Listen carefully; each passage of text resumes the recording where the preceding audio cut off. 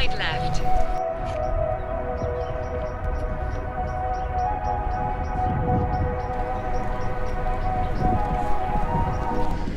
Hotel znajduje się niecały kilometr od dworca kolejowego we Wrocławiu głównego.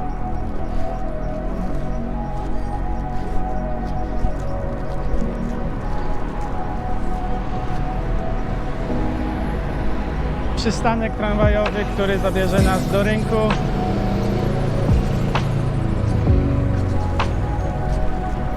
Rano nie trzeba się śpieszyć na pociąg. Idealnie zlokalizowany.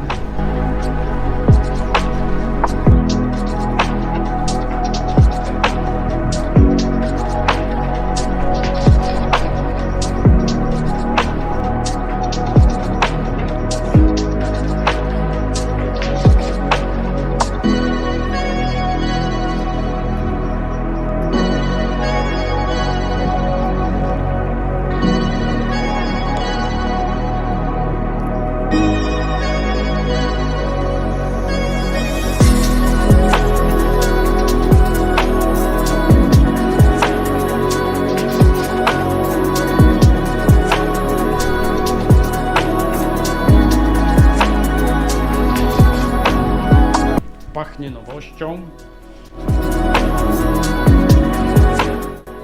Dużo miejsca.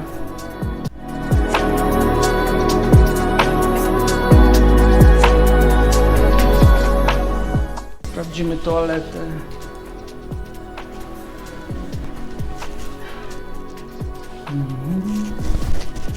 Dobry poziom zlewu, niskie lustro.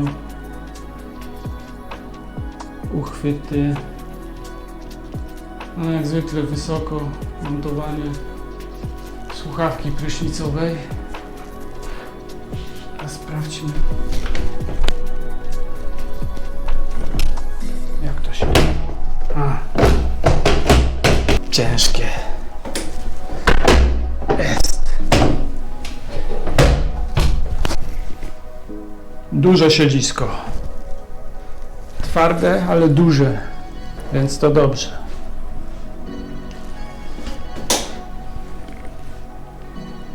Znacznie większe niż w większości hoteli.